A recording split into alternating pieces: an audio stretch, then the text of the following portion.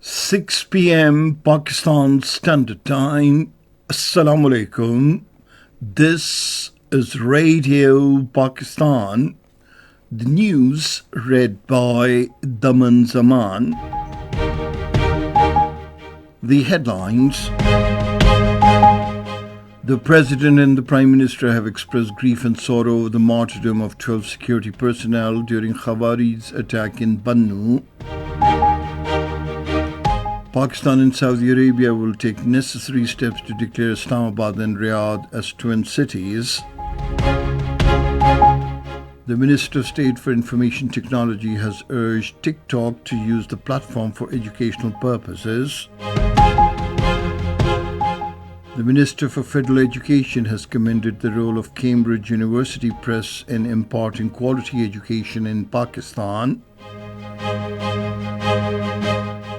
The coordinator to the Prime Minister on climate change has called for introducing disaster insurance plans for vulnerable communities.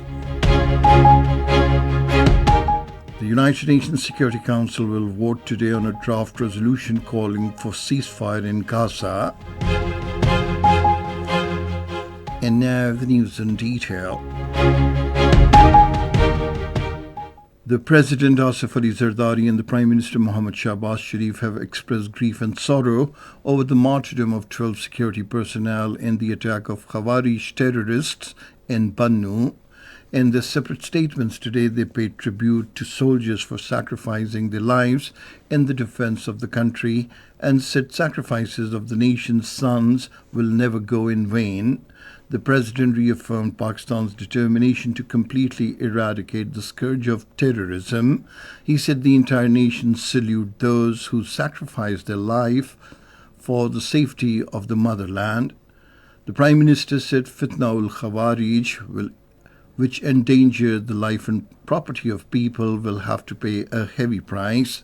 Shahbaz Sharif expressed unwavering resolve to wipe out the menace of terrorism from the country. Earlier, 6 Khawarij were killed during exchange of fire during their attempt to enter the post check in Malikhel area, Bannu district. On the failure of their attack, Khawarij desperately rammed an explosive-laden vehicle into the perimeter wall of the post, resulting in the martyrdom of 12 soldiers. Pakistan and Saudi Arabia have agreed to take necessary steps towards declaring Islamabad and Riyadh as twin cities. The understanding was reached during a meeting between the Interior Minister Mohsin Naqvi and the Saudi Deputy Interior Minister Nasser bin Abdul Aziz Al Daud in Islamabad today. The two sides also agreed to implement the prisoner exchange agreement. The Interior Minister said zero-tolerance policy has been adopted against beggars going to Saudi Arabia and an effective crackdown has been launched against them. Mohsin Naqvi said there is no visa requirement for Saudi nationals to visit Pakistan and they can come to Pakistan whenever they want to. The Saudi Deputy Interior Minister said Riyadh wants to further promote its relations with Pakistan. The Minister for Planning, Development and Special Initiatives, Ahsan Iqbal, has directed the officials concerned to identify suitable sites for the establishment of model special economic zones and prepare a comprehensive concept paper for the purpose. Chairing a meeting on model special economic zones and the policy framework for the relocation of Chinese industries to Pakistan today, he stressed the need to enhance government-to-government cooperation with China. The minister said Pakistan would provide land to Chinese industries while they would manage the infrastructure and market these zones themselves.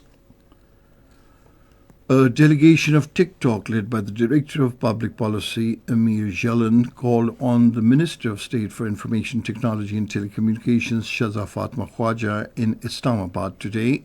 The delegation briefed the Minister of State for IT on TikTok's initiatives in Pakistan.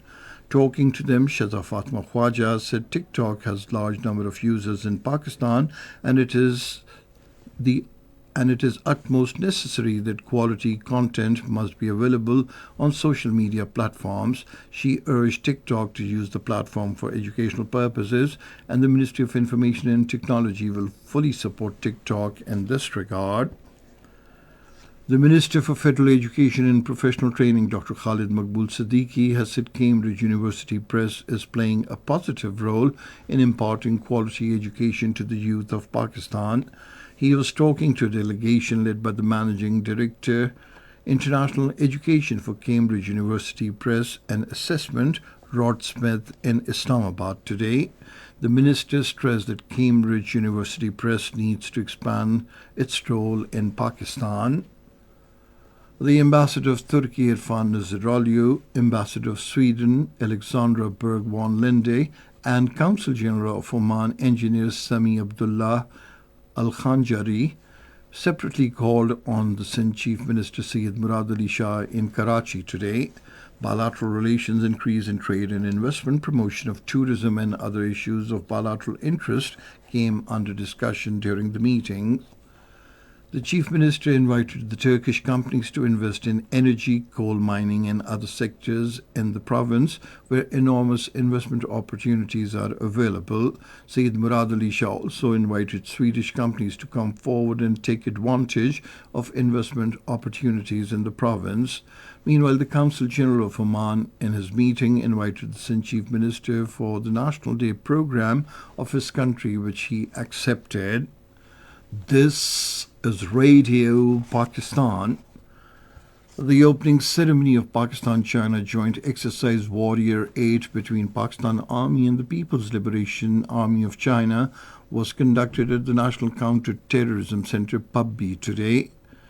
The 3 weeks long exercise in counter-terrorism domain is the 8th in the series of bilateral exercises being conducted annually.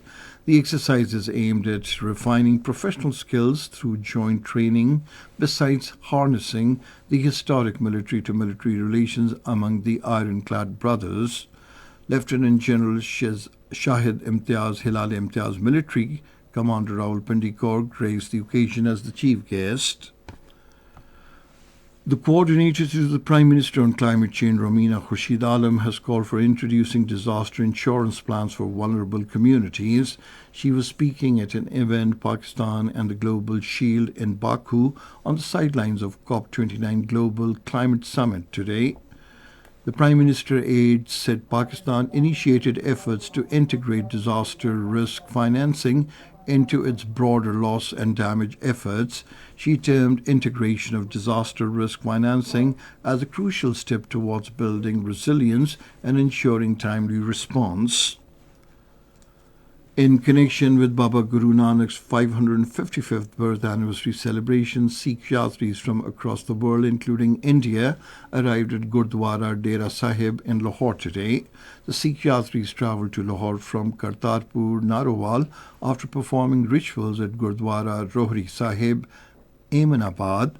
In this regard, the Additional Secretary Shrine Saifullah Khokar said excellent accommodation arrangements have been made for the Sikh Yatris at Gurdwara Dera Sahib in Lahore.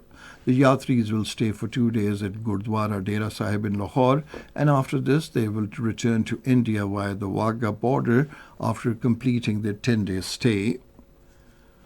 The United Nations Agency for Children has warned that children's well-being is under threat in the mid-21st century.